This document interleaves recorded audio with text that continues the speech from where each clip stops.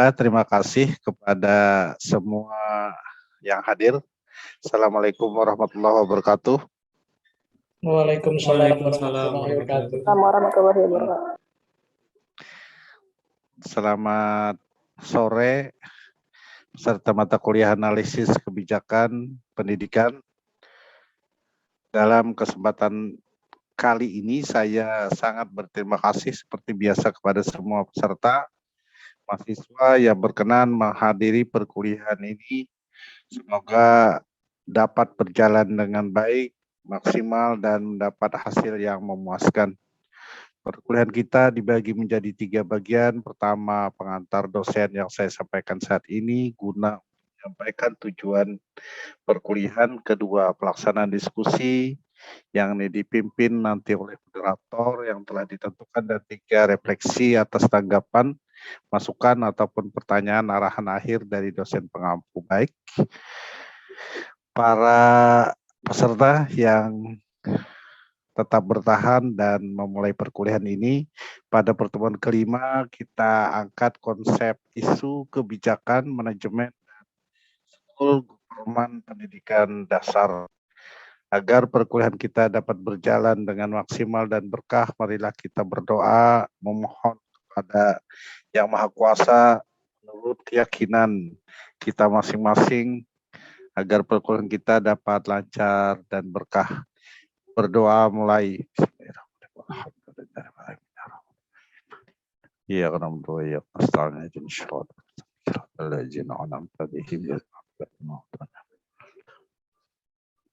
berdoa selesai. Adapun tujuan perkuliahan kita pada hari ini adalah mahasiswa dapat mengidentifikasi isu kebijakan, manajemen, dan skul pendidikan dasar. Dengan demikian, subtujuan daripada perkuliahan ini adalah 1, mengidentifikasi isu kebijakan pendidikan dasar, 2, manajemen pendidikan dasar, dan 3, skul government pendidikan dasar.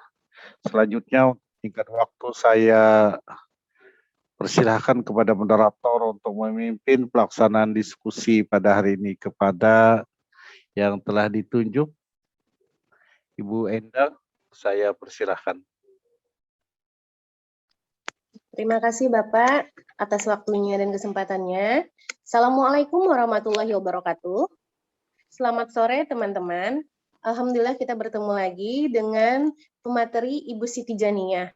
Untuk materi isu kebijakan dan manajemen pendidikan dasar dan school government diawali dengan penjelasan oleh narasumber. Kepada Ibu Siti Janiyah saya persilahkan. Terima kasih atas waktu dan kesempatan yang diberikan kepada saya. Baiklah, di kesempatan ini saya akan mencoba memaparkan tentang isu kebijakan dan manajemen pendidikan dasar dan school governance. Bab 1 pendahuluan, latar belakang masalah. Pendidikan merupakan kunci dalam membangun dan memperbaiki sikap individu dalam menghadapi keadaan dunia. Persoalan mendasar dalam pendidikan pada zaman teknologi dan informasi sekarang ini dipandang sebagai permasalahan yang sulit di berbagai negara. Di Indonesia, pemerintah berupaya menyamaratakan mutu pendidikan di tiap-tiap wilayah, tetapi hal ini banyak menuai kritik dan kecaman karena belum meratanya taraf kehidupan di setiap wilayah Indonesia. Oleh karena itu, pemerataan standar pendidikan yang mengacu pada standar nasional harus dilaksanakan secara bertahap. Dalam hal ini, perlu untuk melakukan analisis kebijakan pendidikan untuk menghasilkan informasi kependidikan sebagai salah satu masukan bagi perumusan beberapa alternatif kebijakan dalam mengambil keputusan agar terbentuknya pemerataan standar pendidikan.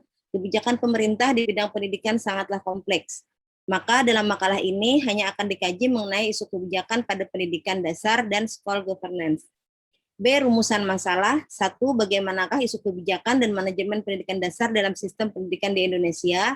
2. Bagaimanakah school governance dilaksanakan dalam sistem pendidikan di Indonesia?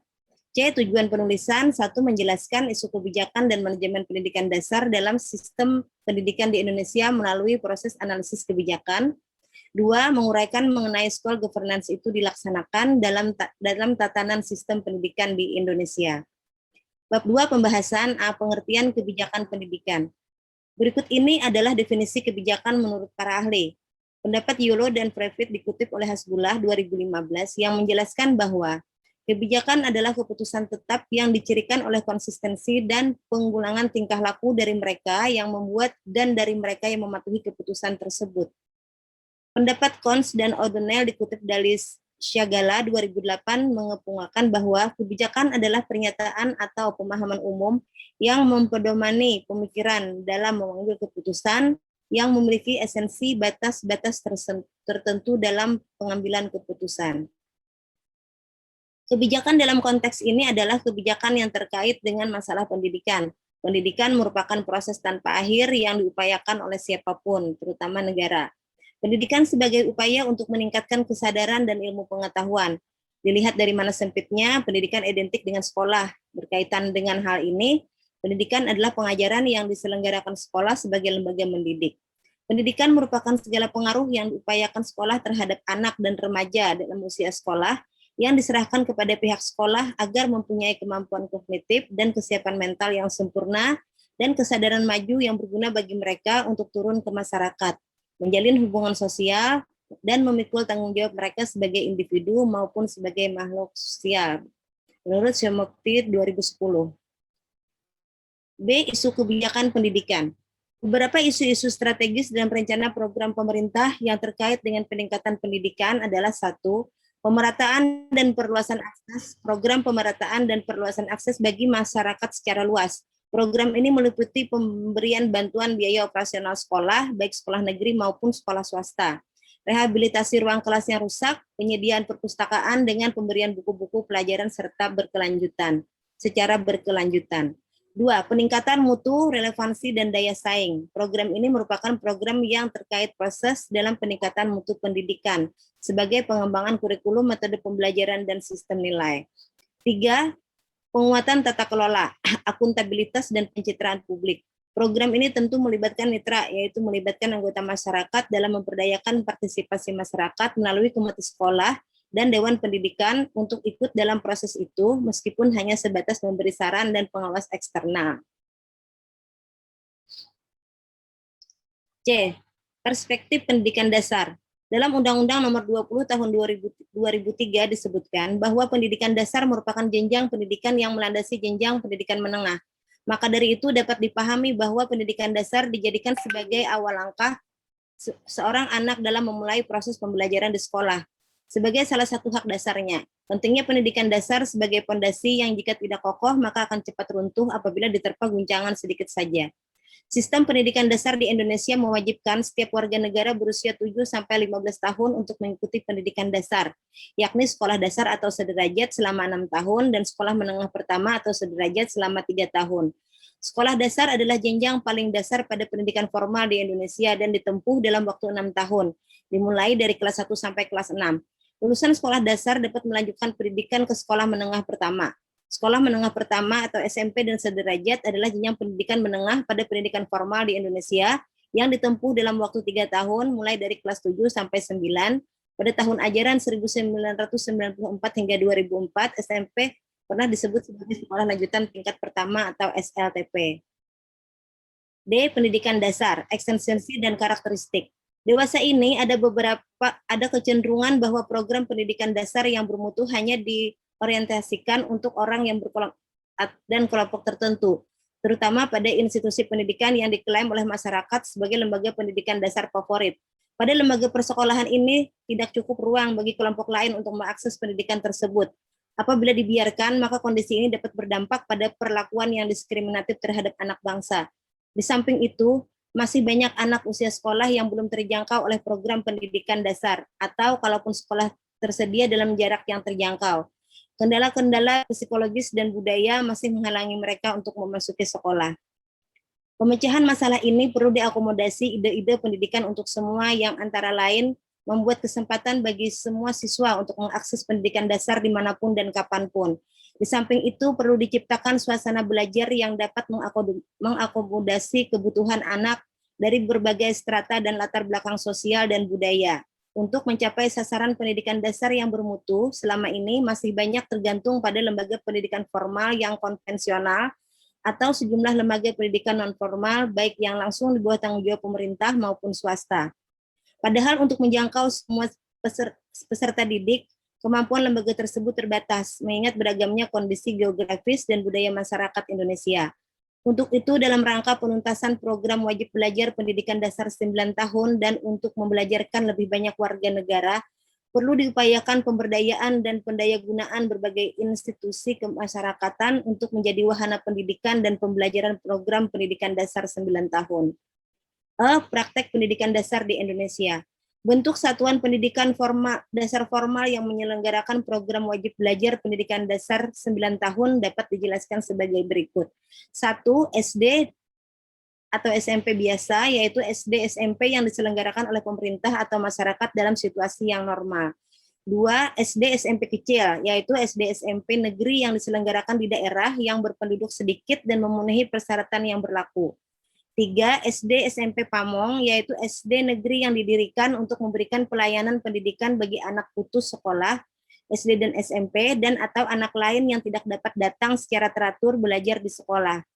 D. SD atau SMP terpadu, yaitu SD atau SMP negeri yang menyelenggarakan pendidikan untuk anak yang menyandang kelainan fisik dan atau mental bersama anak normal dengan mempergunakan kurikulum yang berlaku di sekolah. 5. Madrasah Ibtidaiyah atau Madrasah Sanawiyah, yaitu SD atau SMP yang berciri khas agama Islam yang diselenggarakan oleh pemerintah atau masyarakat di bawah bimbingan Departemen Agama. F. School Governance. School Governance adalah tata pelayanan penyelenggaraan pendidikan di sekolah yang bersih dan benar sesuai dengan aturan sistem dan prosedur yang berlaku berdasarkan prinsip-prinsip akuntabilitas, transparan, partisipasi, responsif, efisiensi, dan efektivitas, profesional, dan kesetaraan. Keberhasilan setiap sekolah tergantung pada cara pengelolaannya. Kebutuhan akan manajemen sekolah yang efisien lebih menekankan pada sifat dan kualitas pekerjaan. Kepala sekolah sebagai pemimpin tim pendidik profesional dan sebagai pengelola persediaan dan penggunaan sumber daya, baik itu manusia, keuangan, dan lain-lain secara efektif. Oleh karena itu, kepala sekolah perlu mendapatkan pemahaman yang jelas tentang semua kekuatan dan faktor yang mengkontribusi terhadap tata kelola sekolah.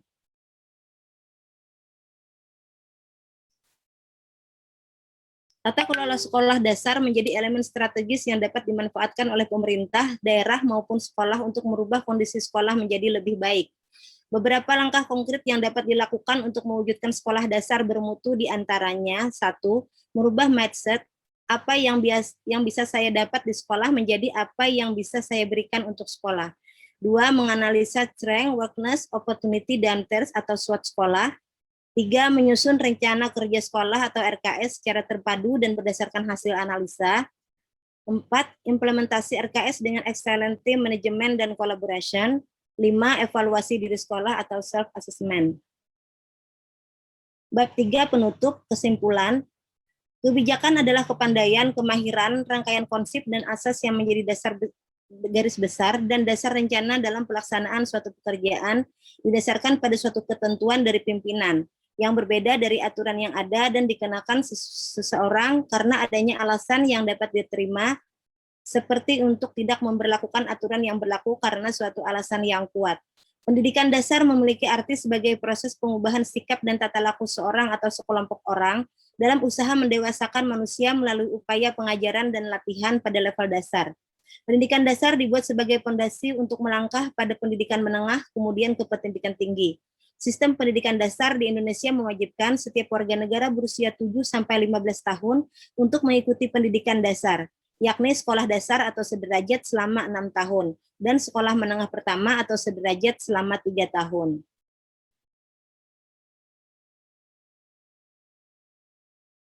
School governance adalah tata pelayanan penyelenggaraan pendidikan di sekolah yang bersih dan benar sesuai dengan aturan sistem dan prosedur yang berlaku berdasarkan prinsip-prinsip akuntabilitas, transparan, partisipasi, responsif, efisiensi, dan efektivitas, profesional, dan kesetaraan.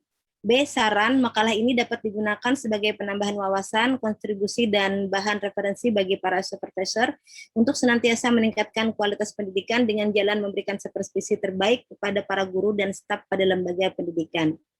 Terima kasih. Demikian pemaparan makalah dari saya.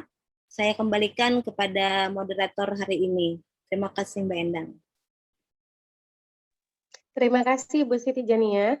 Oke, baiklah kita masuk ke agenda yang kedua, yaitu diskusi atau tanya jawab berdasarkan materi yang sudah dipaparkan oleh Mbak Siti Jania tadi. Oke, baiklah, saya berikan kesempatan untuk sesi pertama kepada dua pertanyaan dulu. Kepada yang mau ingin bertanya, dipersilahkan. Apakah ada yang mau ditanyakan? Pak Ketua Kelas?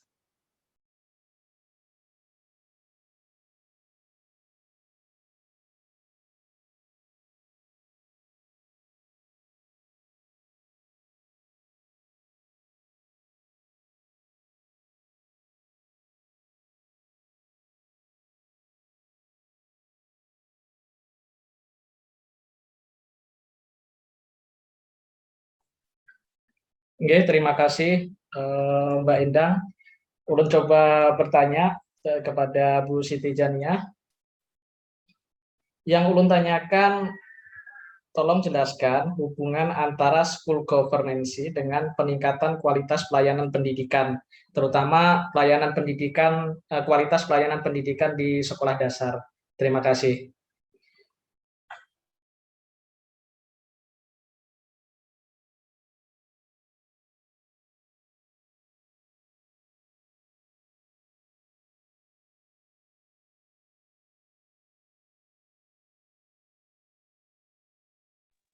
Oke, masih ada satu slot pertanyaan lagi untuk sesi pertama kepada Bapak Ibu, teman-teman.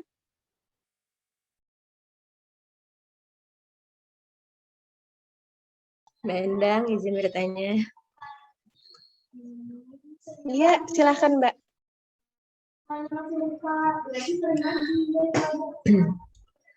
Pertanyaan, mengapa hasil pendidikan anak sekolah swasta terlihat perbedaan yang signifikan dengan anak yang bersekolah di sekolah negeri, sama halnya dengan anak yang bersekolah di daerah dengan anak yang sekolah di kota besar? Itu aja. Terima kasih. Oke, terima kasih Mbak Dili.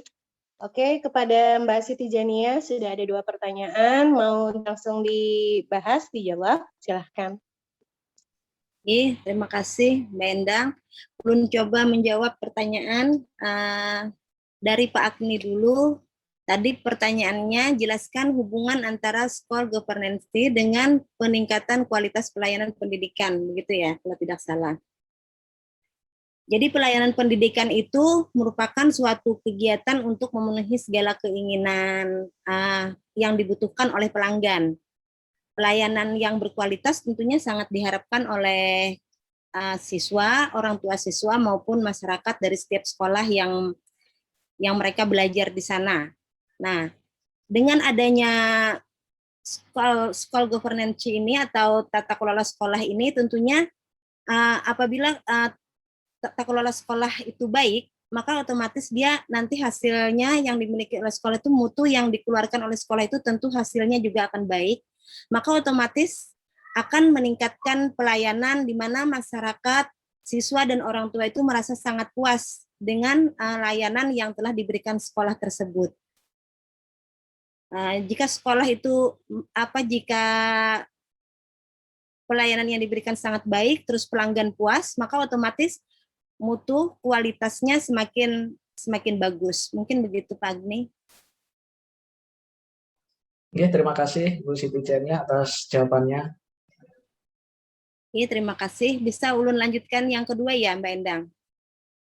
Silahkan. Mbak Dili tadi ya. Apa tadi pertanyaannya ya? Mengapa hasil pendidikan anak sekolah swasta terlihat perbedaan yang signifikan dengan anak yang bersekolah di sekolah negeri?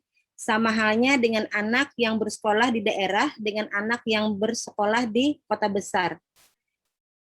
Itulah tadi dikatakan bahwa memang kualitas setiap sekolah itu mempengaruhi, mutunya itu mempengaruhi hasil. Jadi seperti sekolah swasta tidak dapat kita pungkiri, pada sekolah swasta itu mereka dapat kita lihat ya mungkin mereka memiliki fasilitas yang lebih lengkap, Kemudian di situ juga untuk latar belakang pergaulan mereka mungkin kebanyakan dari kalangan berada, sehingga setiap fasilitas di rumah pun untuk menunjang pendidikan mereka juga lebih lengkap dibandingkan dengan anak-anak yang kebanyakan di sekolah negeri. Tapi tidak semua, tetapi kebanyakan anak-anak di sekolah negeri itu latar belakangnya juga dari kalangan menengah ke bawah itu, jadi dengan fasilitas yang seadanya di rumah. Nah, demikian tentunya pasti akan mempengaruhi pembelajaran, di mana anak-anak yang memiliki fasilitas lengkap, dia mampu untuk ini, itu, dan sebagainya, dengan mudah dia mengerjakan tugas-tugas, dan sekolah pun dengan mudah juga menyampaikan pembelajaran karena adanya hubungan yang sama antara siswa dengan sekolah tersebut. Otomatis akan meningkatkan mutu. Nah, di samping itu juga dengan anak-anak yang bersekolah di kota juga dengan yang bersekolah di desa itu beda, karena kemajuan di sekolah yang di kota itu lebih maju pastinya dibandingkan dengan sekolah yang ada di desa. Begitu Mbak Dili. Oke, terima kasih kepada terima Mbak kasih. Jania. Bagaimana para penanya, Mbak Dili, Pak Agni, ada mau ditambahkan atau sudah cukup? Oke, siap, sudah cukup ini. Alhamdulillah, terima kasih. Lanjutkan untuk sesi diskusinya, sesi diskusi yang kedua, 2 pertanyaan lagi. Saya lemparkan kepada peserta yang berkenan atau tertarik dengan materi untuk menanyakan atau mengajak berdiskusi kita semua. Silahkan 2 slot pertanyaan.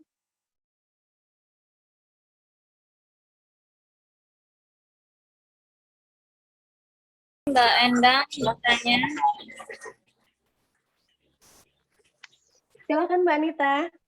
Apa suara saya terdengar ya Mbak? Yes.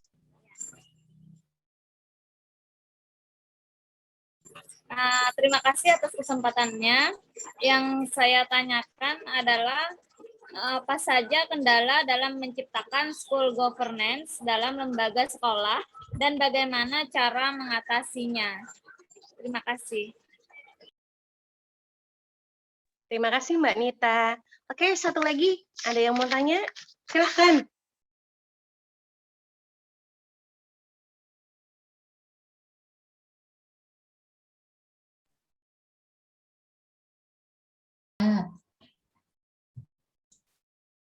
Ya, silahkan Mbak Derma. Baik, terima kasih.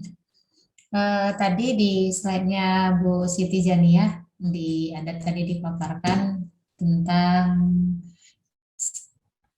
institusi yang favorit. Pertanyaan saya, tolong dijelaskan langkah-langkah apa yang harus dilakukan agar tidak ada istilah institusi pendidikan favorit yang menyebabkan perlakuan diskriminatif terhadap anak bangsa. Terima kasih. Ya, terima kasih kepada pemateri Mbak Siti Jania. Saya persilahkan.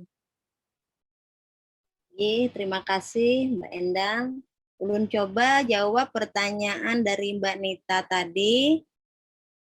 Pertanyaannya tadi, apa saja kendala dalam menciptakan school governance dalam lembaga sekolah dan bagaimana cara mengatasinya? Jadi dalam lembaga sekolah itu tentunya banyak sekali kendala-kendala dalam tata kelola sekolah ini. Itu ada berbagai kendala mungkin dari pihak sekolah itu sendiri, baik itu dari orang-orang yang terlibat di dalam sana, misalkan dari tidak adanya kerjasama yang baik dari antara guru, kepala sekolah, masyarakat, dan mungkin komite, mungkin itu bisa menjadi kendala. Bisa pula kendala dari luar ya. Jadi untuk mengatasi hal-hal tersebut, itu sebaiknya untuk melaksanakan tata kelola yang baik itu semua orang di sini masing-masing harus terlibat dan harus sama-sama mempunyai tujuan yang sama untuk menjadikan bagaimana sekolah itu menuju ke arah yang lebih baik. Jadi hubungan antara pemerintah, maksudnya itu kepatuhan kita sebagai pelaku pendidikan itu dengan setiap peraturan yang dibuat itu harus sama-sama saling mentaati. Kemudian bagi siswa dan orang tua juga keinginan untuk mendapatkan pelayanan yang baik itu, untuk mendapatkan pelayanan berkualitas itu harus kita penuhi. Jadi itu misalnya guru, bagaimana kewajiban guru dilaksanakan dengan sebaiknya, kewajiban kepala sekolah dilaksanakan. Nah, setiap itu mempunyai tugas dan fungsi masing-masing dilaksanakan dengan sebaik-baiknya dengan hasil yang baik. Kemudian itu setiap yang terlibat di dalam sekolah itu juga harus sama-sama menjaga lingkungan kerja yang baik, yang sejuk, yang nyaman dan kondusif, sehingga untuk mengembangkan diri itu dapat terlaksana dengan mudah. Nah, seperti itu mungkin Bu Nita.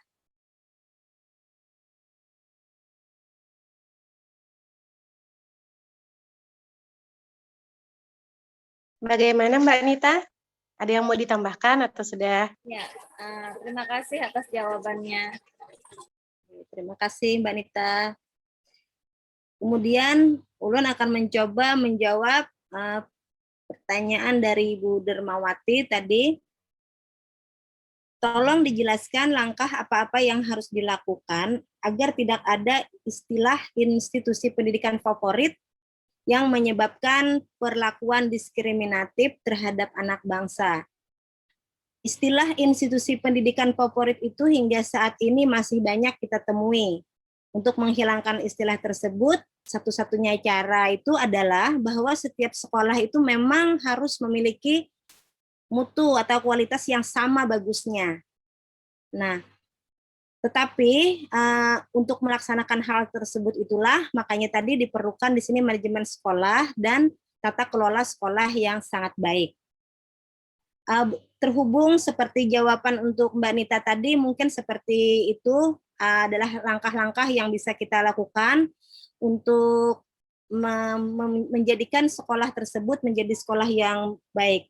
Apalagi sekarang kan juga ada sistem manajemen mutu itu yang raport sekolah itu, Bu Derma. Nah, di situ kan kita dari sistem manajemen mutu itu bisa dilihat sampai di mana nilai sekolah kita itu, organisasi itu mencapai satu tujuan atau sasaran sampai di mana pencapaiannya. Nah, mungkin begitu Bu Derma. Terima kasih Mbak Siti. Bagaimana Mbak Derma? Siap, terima kasih. Terima kasih.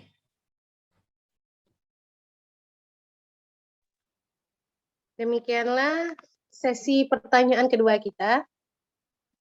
Gimana ini Pak? Disambung lagi apa Pian mau menambahkan? Kita dilanjutkan dulu.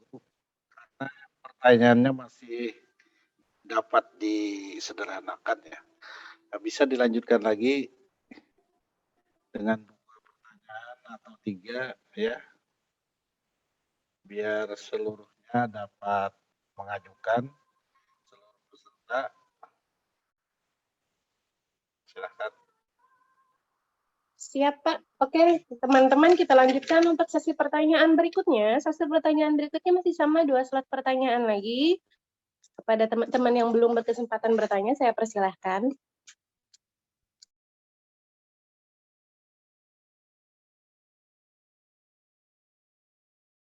Tanya Mbak. Oke, silahkan Mbak.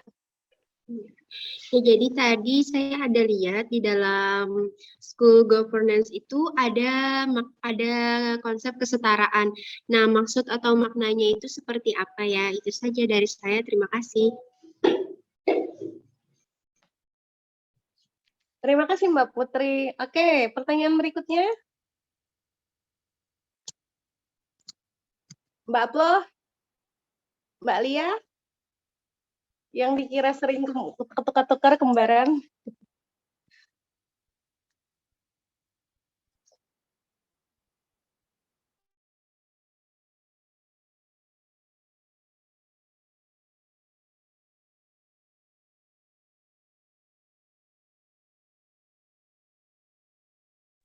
Silahkan. Ya, Ulun mau bertanya, di makalahnya Ibu Jainah tadi kan ada tentang, Ulun membaca itu ada tentang akuntabilitas sistem. Jadi akuntabilitas sistem itu adalah secara umum sistem pendidikan hendaklah akuntabel dalam mewujudkan janji-janji kepada masyarakat sebagai imbalan dari berbagai kemudahan yang telah diberikan oleh masyarakat. Nah, Ulun minta tolong contohkan itu kayak gimana, kayak gitu aja. Terima kasih. Terima kasih banyak Mbak Flo. Oke, demikian pertanyaan untuk sesi ketiga Mbak Siti Jania. Saya persilahkan.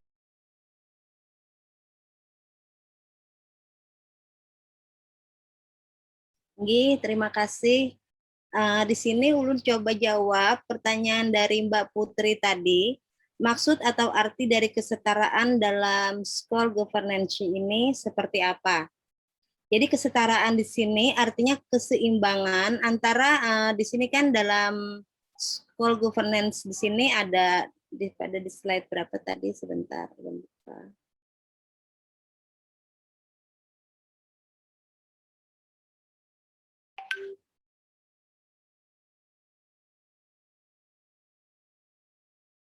Adalah lupakan ini.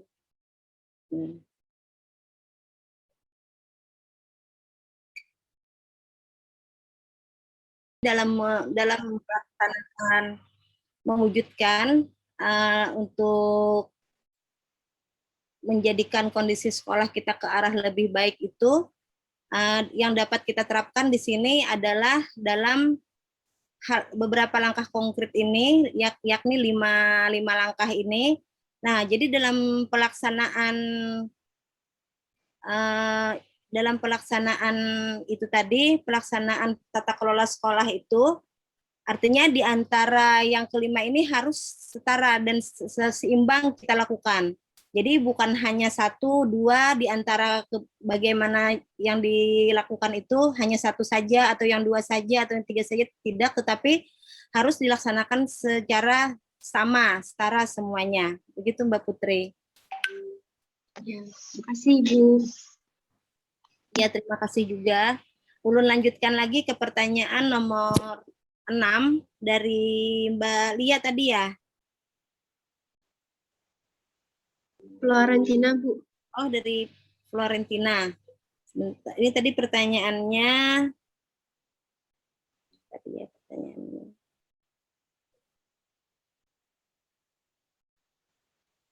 Pertanyaan Mbak Flo tadi. Akuntabilitas sistem. Ya, secara umum dalam sistem pendidikan itu hendaklah akuntabel dengan mewujudkan janji-janji kepada masyarakat. Kemudian sebagai imbalan dari berbagai kemudahan yang telah diberikan oleh masyarakat. Bisa tolong berikan contoh bagaimana terapannya ke masyarakat. Jadi begini, setiap sekolah itu harus akuntabilitas itu artinya kita harus mempertanggungjawabkan janji-janji kita. Kita dengan ini tadi sebagai imbalan atas kemudahan yang diberikan oleh masyarakat. Jadi misalnya sekolah kita itu kan berada di lingkungan masyarakat tertentu, di mana masyarakat tersebut memberikan dukungan-dukungan atau kemudahan-kemudahan untuk pelaksanaan kegiatan yang ada di sekolah kita. Nah, kita sebagai dari pihak sekolah pun juga harus memberikan sumbangsih apa yang bisa kita berikan terhadap masyarakat di samping atau masyarakat yang berhubungan dengan lingkungan sekolah kita tersebut. Kita harus mempertanggungjawabkan janji kita, misalnya kita memberikan layanan yang bagus, kemudian memberikan mutu yang berkualitas. Nah, seperti itu Mbak Flo. Tinggi. Bagaimana Mbak Endang? Oke, alhamdulillah sudah terjawab semua untuk sesi ketiga ini. Bagaimana pemateri? Apakah mau lanjut dengan sesi keempat? Tanya jawabnya. Kita lanjutkan masukan dari Bapak dulu bagaimana Pak? Ya. Mungkin jawaban Ulun masih sangat kurang ini Pak, karena bahannya sangat terbatas sekali. Ya, bisa. Saya ingin beberapa hal yang ditanyakan Jadi tadi yang terakhir tadi tentang prinsip sekolah yang memiliki tata pelayanan penyelenggaraan pendidikan yang baik. Jadi itu kan ada prinsip pertama akuntabel. Nah, akuntabel itu istilahnya akuntansi ya, keadaan di mana sesuatu itu dapat dipertanggungjawabkan. Jadi dia bekerja, dia dapat mempertanggungjawabkan hasil pekerjaannya atau apa yang dikerjakannya. Transparan. Nah, transparan kita tahu bahwa dari kata transparan itu dapat dilihat segala sisi, dapat dilihat dalam artian hasil kerja tidak ada yang sembunyikan, artinya istilahnya di papan pengumuman dijelaskan seluruh apa yang diprogramkan. Responsif, nah, respon itu tanggap terhadap situasi. Efisiensi kita bahas yang kemarin ya, itu adalah memiliki sifat tidak boros dalam segala sumber daya. Efektif itu adalah hasil. Profesional itu adalah sesuatu yang berkaitan dengan profesi, orang lain tidak bisa mengerjakan kecuali dia, maka selalu dia mengerjakan dengan khas dan keahliannya. Kesetaraan itu padahal boleh dijadikan sama memandang dari semua sisi ya, semua unsur. Yang terkenal itu adalah kesetaraan gender. Jadi begitu kesetaraan itu pasti dikaitkan dengan gender. Ada laki-laki dan ada perempuan memiliki hak yang sama untuk bisa berpartisipasi. Itu dari asal kata ya. Jadi satu akuntabel, transparan, partisipasi, responsif, efisien. 1, 2, 3, 4, 5, efektif, 6, 7, profesional, 8, kesetaraan. Itu sudah sangat lengkap menjadikan suatu urusan ataupun manajemen ini menjadi sesuatu yang betul-betul dapat dibanggakan dalam artian amanah ya, amanah dan betul-betul dapat menjadi seorang pemimpin yang baik. Kalau dia seorang pemimpin, menjadi guru yang baik, maka kalau dia seorang guru dan dia sebagai tenaga administrasi, yaitu administrasi yang baik karena memiliki sifat lengkap ya. Pertama, profesional. Jadi profesional itu tentu saja orang yang tepat dengan keahliannya. Dia memiliki menggalang atau bekerja mengedepankan partisipasi.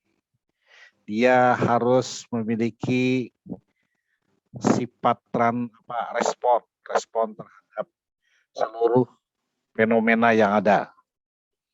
Jadi mulai sifat profesional baru sampai ke yang lain-lain ya. Sampai akhirnya dia akuntabel. Oleh karenanya tidak mungkin ini terjadi penyelewengan kalau dia memiliki sifat-sifat seperti ini. Memang sekolah itu adalah sebuah lembaga, tapi lembaga itu tidak ada makna dan tidak ada pengaruhnya kalau tidak dilakukan oleh para pengelola. Jadi otomatis memang itu di dalam suatu organisasi sekolah, tapi yang dapat menunjukkan prinsip-prinsip ini adalah pengelolanya atau orangnya. Jadi kalau demikian sekolah yang dikelola dengan cara akuntabel, transparan. Tapi yang utama saya cenderung tadi mendahulukan adalah profesional, karena profesional itu sebenarnya segala daripada sifat-sifat yang ada itu sudah dapat diwakili oleh profesional itu. Hanya saja untuk bisa menjadi jelas lalu ditambahkan dengan prinsip-prinsip yang lain. Jadi orang tidak bisa tidak dapat dikatakan profesional apabila tidak akuntabel. Orang tidak bisa disebut profesional apabila tidak responsif. Dia juga tidak dapat responsif apabila dia tidak atau membedakan antara orang per orang. Nah, berarti kan profesional itu di atas daripada sifat-sifat yang lain. Kecuali nanti ditambah dengan kehalusan, yaitu transparan, kemudian memiliki mengajak orang untuk berkolaborasi, yaitu partisipasi. Jadi intinya sifat profesional di atas segalanya dalam rangka mengerjakan atau mengurus sekolah secara baik atau school government ya. Pemerintahan yang baik juga demikian. Yang terkenal itu pemerintahan good government. Itu yang terjadi di pemerintahan. Kemudian tadi juga dibahas ya tentang apa tadi? Cara tata kelola yang baik itu apa katanya? Caranya mana caranya? Disebutkan oleh penyaji bahwa merubah pemikiran, pandangan yang selama ini terhadap sekolah, bahwa sekolah itu adalah sesuatu yang mulia, yang harus diperjuangkan, yang harus berubah mengikuti perkembangan zaman, tidak tradisional, dan selalu saja berinovasi. Jadi perubahan pemikiran awal itu yang pertama. Kemudian kedua, selalu saja membaca segala potensi, segala kemampuan, segala peluang, segala kelemahan, segala ancaman itu disatukan dalam hal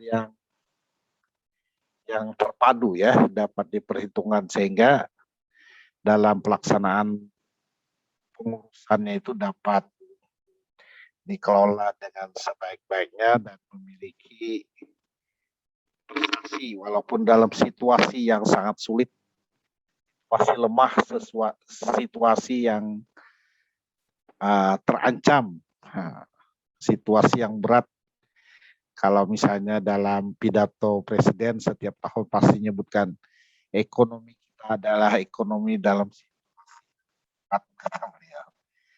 Zaman Pak Harto, zaman SBY juga sering menyebutkan kosakata seperti itu, bahwa kita dalam ancaman, kita dalam situasi yang tidak menguntungkan, di mana neraca keuangan kita tidak seimbang, tidak surplus, dalam narasi saja surplus, tapi pada dasarnya selalu defisit. Ya.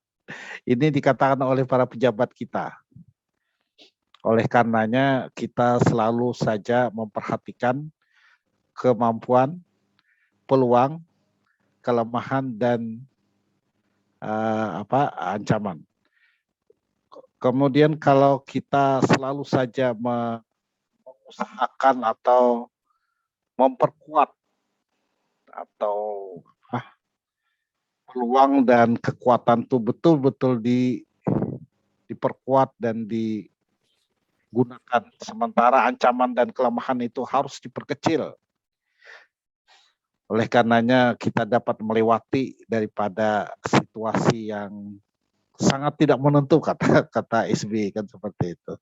Destruktif kata beliau. Beliau mengenalkan bahasa konotasi yang terbaru tentang destruktif, di mana ketidakpastian itu akibat daripada kelemahan dan ancaman. Kemudian segera menyusun rencana, kemudian segera melakukan implementasi, dan segera melakukan, dan sambil implementasi harus tetap melakukan evaluasi atau controlling ya. Ini langkah manajemen sebenarnya, ya. Untuk bisa membuat perencanaan harus didahului oleh analisis lingkungan. Jadi kalau kita hubung-hubungkan sesuatu yang terjadi dalam pengelolaan itu pasti melibatkan manajemen. Apa itu manajemen? Yaitu perencanaan, yaitu pelaksanaan organizing, dan yang terakhir adalah controlling. Ini yang menjadikan kita selalu saja eh, terjebak pada kejadian atau situasi rutinitas. Orang menyebut rutinitas kenapa? Karena kita sehari-hari mengerjakan itu saja tanpa mendatangkan atau menciptakan prestasi, mendapatkan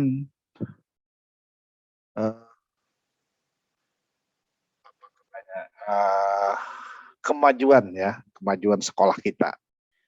Karena kita tenang-tenang saja, aman saja, dan merasa nyaman terhadap kondisi yang ada. Makanya harus keluar daripada kondisi yang seperti itu. Kalau mau maju, pertama rubahlah mindset ya, pemikiran, pola dasar atau pendapat daripada semua orang-orang yang ada di sekolah itu. Kemudian kalau tadi ada juga pertanyaan tentang sekolah swasta dan sekolah ya, sekolah daerah dan sekolah kota ya. Ada sekolah daerah yang justru lebih maju ya, maju. Tapi ini memang kecenderungannya banyak yang tidak maju ya. Sekolah daerah itu dibandingkan dengan sekolah kota. Pada dasarnya tidak menutup kemungkinan di daerah lebih baik. Kemudian yang di swasta dengan negeri. Kalau bayangan saya swasta kebanyakan justru lebih rendah kualitasnya daripada negeri. Nah, di lain pihak banyak swasta yang lebih bagus daripada negeri. Nah, sekarang perlu ditanyakan apa itu sehingga terjadi ketidaktentuan seperti itu. Tentu saja tadi cenderung disebutkan bahwa dia memiliki dana atau memiliki daya atau sumber daya, sehingga sepertinya begitu secara kasat mata sekolah swasta lebih baik daripada sekolah negeri karena dia memiliki sumber daya yang lebih kuat. Kalau begitu, sumber daya adalah kunci segalanya, berarti ya kunci segalanya untuk bisa kita membedakan antara sekolah desa dan sekolah swasta beserta negeri ya, sekolah kota. Berarti sumber daya. Sekarang kalau kita tanya sumber daya itu apa? Sumber daya itu adalah dana dan manusia. Dan yang terakhir adalah mesin atau sarana prasarana. Dan itu yang menjadikan sekolah tersebut lebih baik menurut pandangan kita yang awam ya, yang awam artinya yang tidak langsung melihat secara mendalam. Tapi hal itu juga bukan segalanya. Itu memerlukan perjuangan yang berat karena tidak memiliki tenaga atau guru yang profesional, tidak memiliki sarana prasarana yang lengkap, dan tidak memiliki keuangan yang memadai untuk membiayai pendidikannya. Berarti memang kita harus dari segala hal ya. Boleh dikatakan 3 hal tadi yang disebut dengan sumber daya, boleh juga dikatakan dari segi manajemen. Dalam segala contoh ya, bahwa segala sesuatu itu terserah atau tergantung pada pengelola ataupun para guru dan sekolah. Hanya saja tadi good government itu tetap juga meminta dukungan prisma segitiga tadi antara orang tua, ada masyarakat, dan ada pemerintah.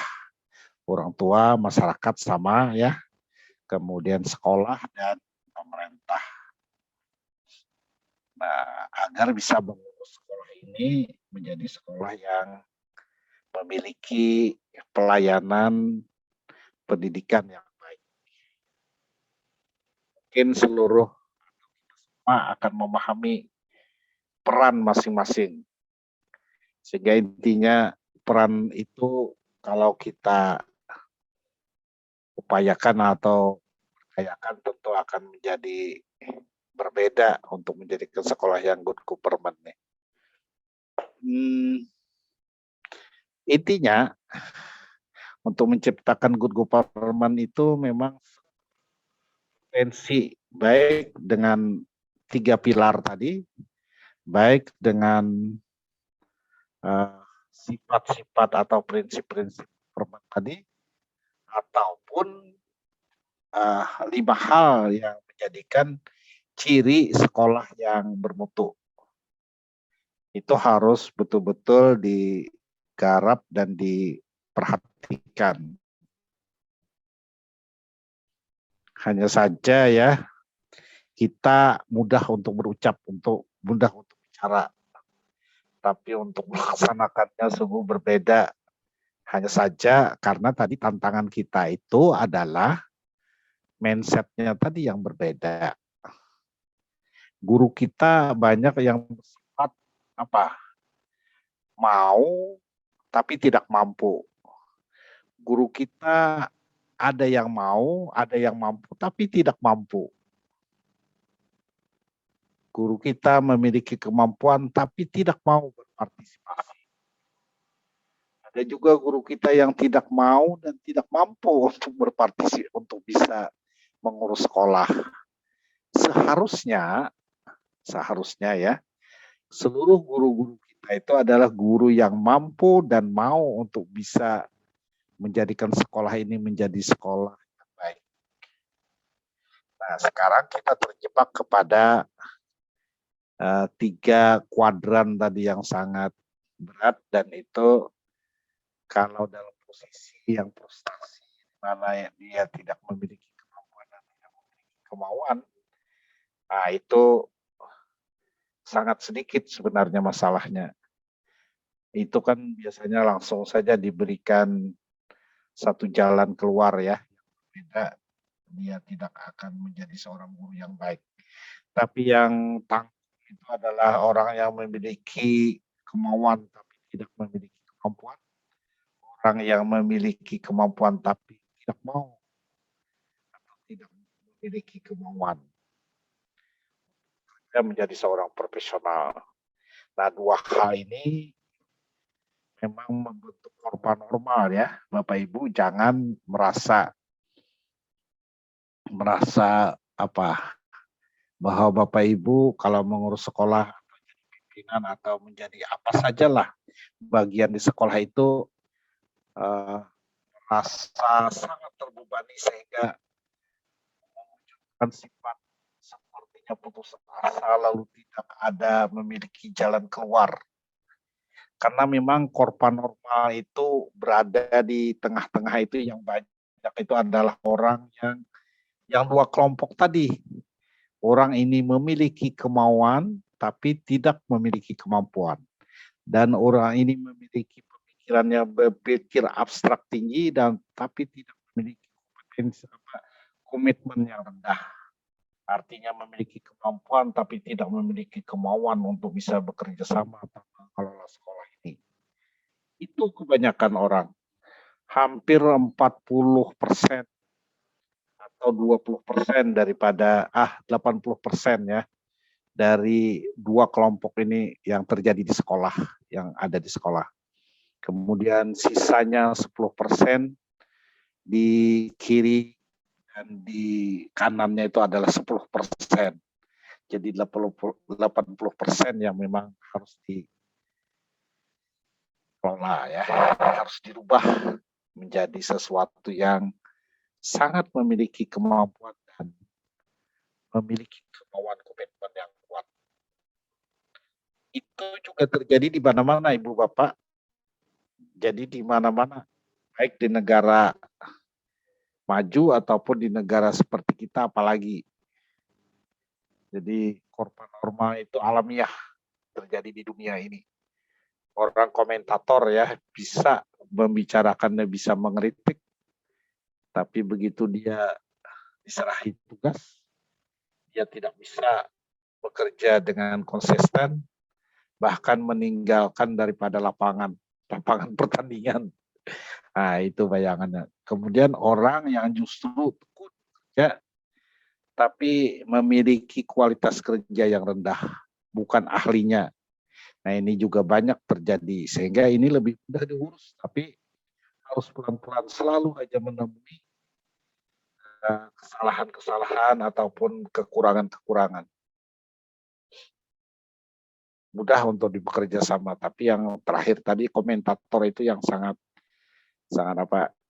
tidak mengenakan ya bagi seorang pemimpin. Nah, sekarang bagaimana problema ini kita hadapi? Jadi seluruh kita yang hadir di sini, seluruh guru yang ada, kalau sudah memahami situasi dunia yang memang seperti ini pada dasarnya, maka kita harus berusaha betul-betul bagaimana mendekati orang yang komentator dan bagaimana melatih orang yang kemampuan rendah tadi, memiliki kemampuan yang kuat.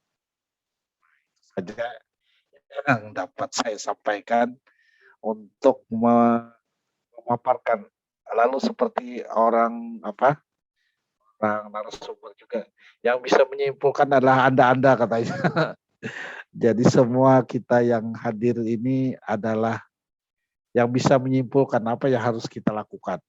Tidak lain adalah kita harus kreatif, berinovasi, diawali dengan keteguhan hati ya, konsisten.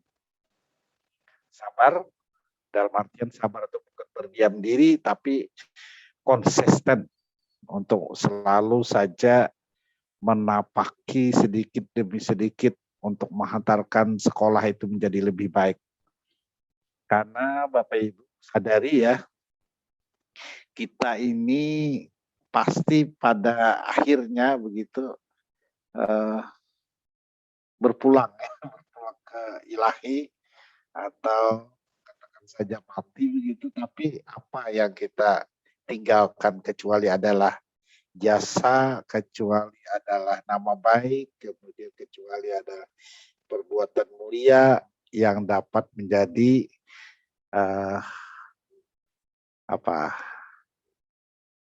kenang-kenangan sekaligus membawa kepada negara kita atau pendidikan kita ini menjadi lebih baik.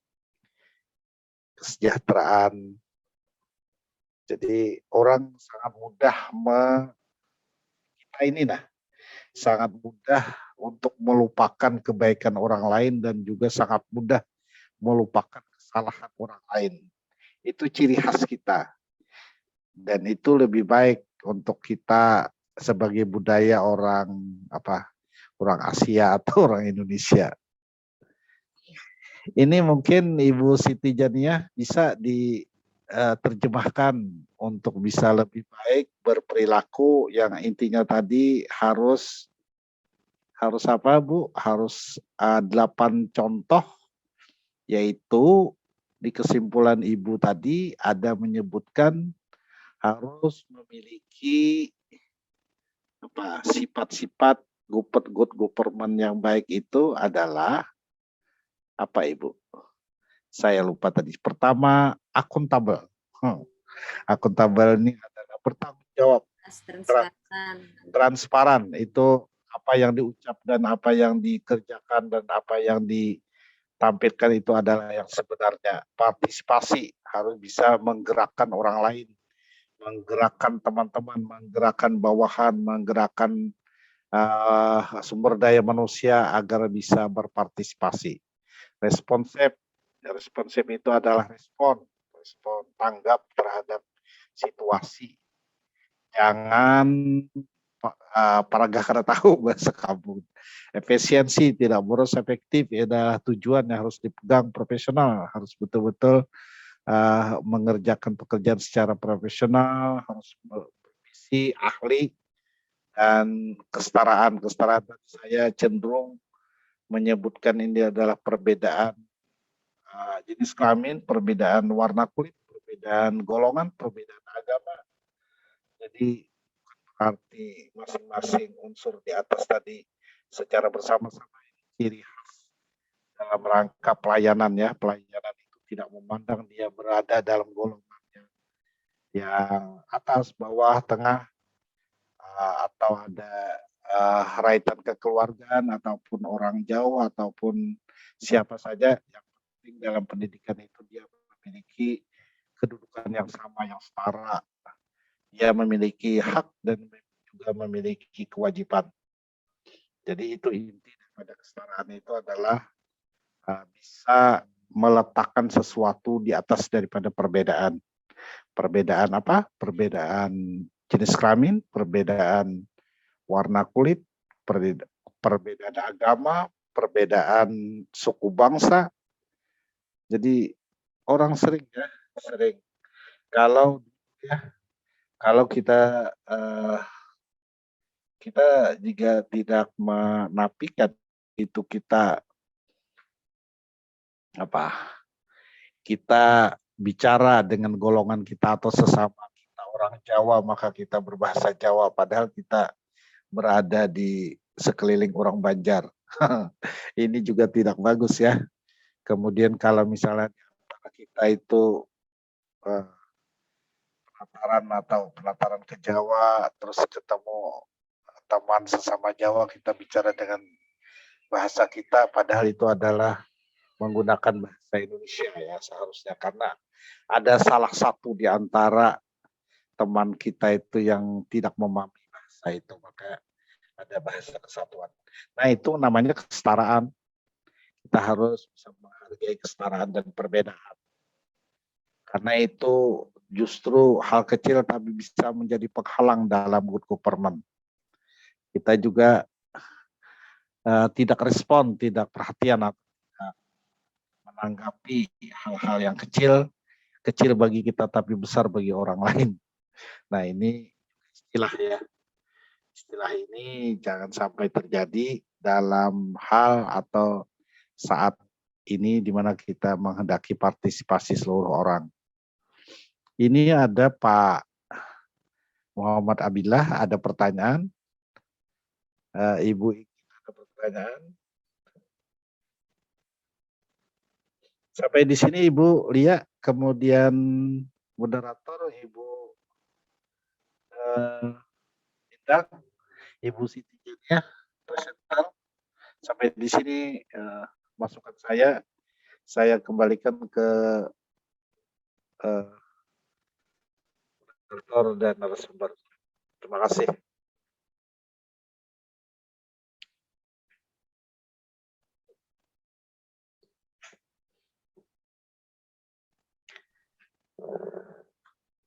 Halo. Terima kasih kepada dosen pengampu kita, Pak Suhaimi, untuk penjelasannya yang lebih detail berkaitan dengan materi kita hari ini. Ini disambung lagi kapan diskusinya? Ada tidak yang bertanya lagi? Oh, ini siap. Saya kembalikan lagi kepada untuk pertanyaan sesi keempat. Adakah yang mau bertanya lagi, teman-teman? Nggak ada aja, Pak Ai. Oh, nggak ada. Kalau tidak ada, maka ini harus dibaca berulang-ulang sehingga menjadi hafal ya. Karena sudah dipahami oleh semua. Baiklah, bisa kita tutup acara kita dengan mengucapkan alhamdulillah. Saya kembalikan kembali kepada moderator untuk bisa mengakhiri perkuliahan pada hari ini. Terima kasih banyak kepada dosen pengampu kita, Bapak Suhaimi, atas penjelasannya hari ini. Terima kasih juga kepada pemateri kita, Ibu Siti Jania. Dan terima kasih kepada teman-teman, terutama pihak-pihak yang ikut serta dalam diskusi pada hari ini. Terima kasih atas perhatiannya semua. Salah hilap mohon maaf. Saya tutup diskusi untuk agenda perkuliahan hari ini. Wassalamualaikum warahmatullahi wabarakatuh. Waalaikumsalam warahmatullahi wabarakatuh.